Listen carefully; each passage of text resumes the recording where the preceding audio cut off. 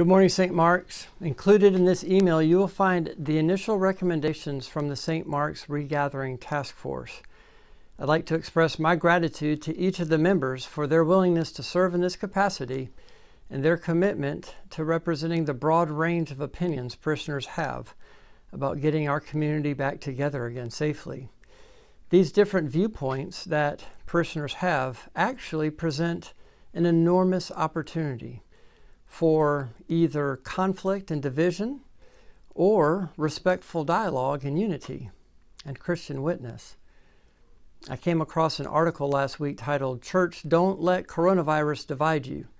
The article touches on a legitimate concern that not only will COVID-19 wreak havoc on our culture, which of course it already has, but it could also infect and divide the church. Like I referenced in my communication to you last week, as Jesus approached the end of his earthly ministry, his prayer for the church was that we would remain one. It is critical that we all stay mindful of this as we begin to make decisions about regathering. While all may not agree with the initial steps in regathering, this difference of opinion provides each of us with the opportunity to be a Christian witness by placing the needs of our neighbor and larger community above our own personal opinions and desires. It is important to know that the recommendations in the task force plan were reached after reviewing current CDC guidelines, health agency resources, and guidance from the Diocesan Regathering Plan.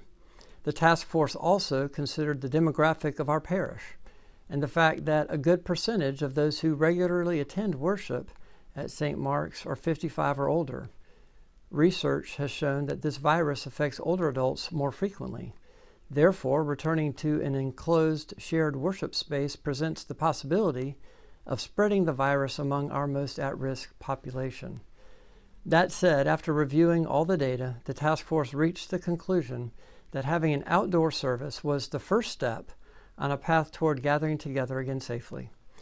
They will continue to meet weekly and will assess how things go with the outdoor service this Sunday, and then move forward with recommendations on 1, when we can get back to having communion, and 2, when we'll be able to gather inside the church. I will say that for me, communion only makes sense in a communal context of some sort. And I've been clear with the task force that my hope is that we'd be able to have communion again very soon. It will most likely look very different than what we've been used to, but it will be good. With respect toward gathering together again in the church, some of you may have seen Bishop Howard's recent communication to the diocese that beginning this Sunday, attendance can be at 50% capacity in the church.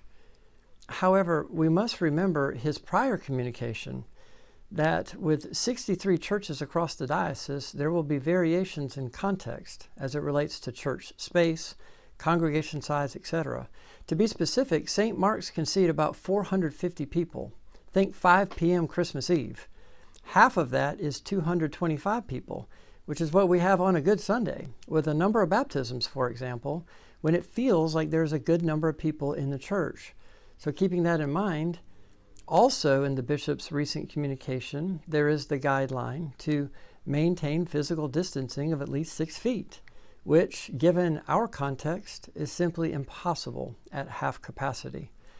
Suffice it to say that the task force will be addressing both of these important concerns: when and how we can get back to having communion, and when and how we can worship again in the church. Again, all with the primary goal of bringing our community back together again safely.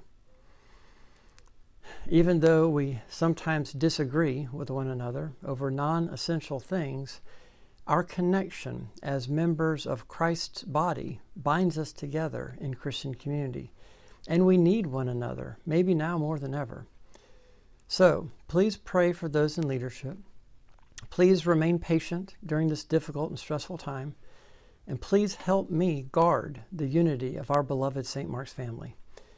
The peace of the Lord be always with you. We love you, and so look forward to being and seeing you again soon.